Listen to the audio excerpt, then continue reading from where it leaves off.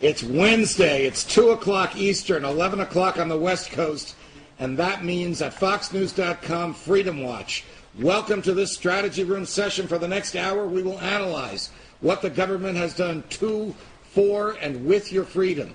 We will do so with my colleagues Tracy Burns from the Fox Business Network, Peter Schiff, who's one of the great defenders of the free market in our modern day, and who's the president of Euro-Pacific Capital, my good buddy Cody Willard, who's the host of Happy Hour, the only live cable television show broadcast from a bar, and joining us in this hour, my good friend and one of the staunchest defenders of the Constitution and anybody in the government today, Congressman Ron Paul, who joins us by telephone. Congressman Paul, welcome here. Thank you. Good to be with you again. Did anybody read, or did anybody have an opportunity to read the 1,000-page stimulus package? And as Peter Schiff points out, the only thing it has stimulated so far is the price of gold. Did anybody have a chance to read it before you were forced to vote on it? Oh, yeah, certainly. The 20 people who wrote it, the 10 in the House and the 10 in the Senate who were involved, and actually a lot of other people read it too, and because they emailed it to me and told me they had copies that I couldn't get. The lobbyists got hold of it. So if you were a conservative and had conservative friends or a liberal working on this thing, you send it to your liberal friends. And the banking industry sent my staff 130 pages of the bill. I had no access to it. So no, when I think your question really is, did any members of Congress really read that bill? That it was over 1,000 pages. No, they did not. They didn't have the chance. It didn't become available till 12:30 after midnight the night before, and there were no hard copies. And the hard copy that was sitting on the desk, they had several copies there. They had a lot of handwriting up and down the edges, which they considered still the official document that would be eventually printed.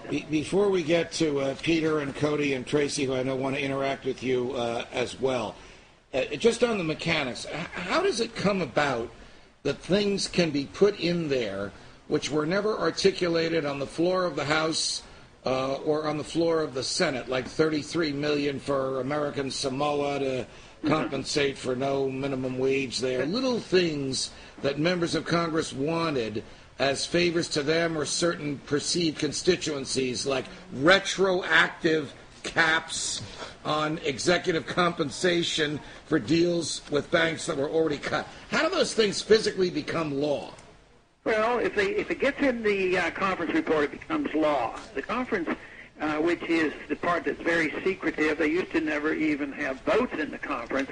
That is the final version, and only a few people participate in the conference. But they can put things in. Technically, the conference was set up like if the Senate had a proposal for $10 million and the House for $5 million, they would split the difference, and that would be what the conference did. But now the conference, and it's been done this for years, this is nothing new, this is business as usual. They use the conference for putting in the controversial things. And like, for instance, the increase in the national debt was buried in there. It was never in either of the House or the Senate bill. So we raised the national debt by $787 billion, the same amount that the bill was for. So that is ongoing. It's unfortunately the way they legislate in Washington. But even back in the 80s, when on my prior tour of duty in Washington, I would complain about this. But it's just government out of control and the special interest control. The fact that the special interest in the lobbyists can get the bill and review it before the members of Congress, and I'm sitting there and I'm telling my staff, you get that and tell me exactly when we have access to the bill. And it's available to outsiders, and that's who runs the show in Washington. It's very deceptive to think the members of Congress either care or know or could participate even if they wanted to. Do you think that this bill was in the works long before the market crisis that Peter Schiff predicted became apparent to the rest of us in September? Do you think that the bill was an effort to get the camel's nose under the tent in order to make it more natural for the federal government to regulate things like medical records, health care, and health treatment? Yeah, those programs were always in the bill. In this case, the Democrats, the opportunity. It sort of reminds me about the Patriot Act. All that stuff had been printed before. The crisis comes along. Oh, it's an opportunity. Even Rahm Emanuel, said that rather bluntly the other day. Don't ever let an emergency go to waste. So, no, they use the atmosphere for this whole purpose to get the things that they want. I think most of those programs, they know themselves, have very little to do with the immediate problem. Even if they understood any economics at all, they would realize that they're not solving the problem at all. Every time they come up with a new package, the market goes down, and like Peter says, gold goes up. It's a stimulus package for big government, nothing else. Cody? Ron Paul, it's a real thrill to talk to you again. Representative Paul, I should say, thank you so much for letting me. And I guess here's the question. I actually read through 700 pages out of that 1,000 the pages that finally got done, and I couldn't follow. It would reference to prior laws that you need to forget certain paragraphs of, and you substitute $30 million in the place of $5 million in paragraph F. And what I guess I start to look at is the complexity of it all. No, you can't. Just by What's reading the end game? You'd have no idea. You'd have to have the code sitting by and know what the current code says, because what they might do is say strike line ABC, right, 3 lines here, and insert this. So it has no meaning unless you have the original code. So I am quite convinced that when you look at the staffers, there's probably no one person that knew the entire bill. There were a group of staffers that would go together and work on certain sections. But that is very, very... Can I follow that up? Yeah, but I want to tell you this. This is a trick that the government uses all the time. Right. You are talking to one of the few people that's read the Patriot Act. It's only 315 pages long, but it takes 25 or 30 hours to read because you have to have the full U.S. Code in front of you, since much of it consists of technical modifications and statutes that already So exist. the whole thing is so ridiculous that what they should have, it should be that you can't pass a bill that you can't write on one sheet of paper. Right. I mean, how can people vote for stuff when they obviously have no idea what they're voting for? Well, No, but, and I have to be a panelist and not a reporter now, because my opinion of this is the audacity of crap. Like the nerve that these guys had to sit there and say, oh, by the way, I want to throw this in. Oh, by the way, I need extra money for the census. Oh, by the way, we need a grant for elderly nutrition services, including Meals on Wheels. Oh, by the way, I think we should throw some money in for tribal law enforcement. What the heck is that? Tribal law enforcement. Here we go. Mississippi River and tributary construction. It is crap on top of crap on top of crap.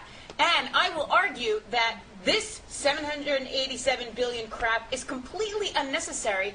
If Tim Geithner had come out of the gate with a plan, that would have been enough to free up credit, got the markets moving, and capitalism would have reigned supreme. This audacity of crap would not have been necessary. But don't Can I just, throw don't it just back? criticize. I want to throw it back to Representative Paul, if I could. And I guess two things we're highlighting here is really all we want is the government to enforce contract law. We've been playing by the rules here, and we simply want those rules enforced and not this anarchy that we seem to be on the slippery slope of. And Representative Paul, I guess the question is the magnitude of this. That's what I come back to. This is so the size, $1 trillion that we're talking about here, off and on every other week that the government is confiscating.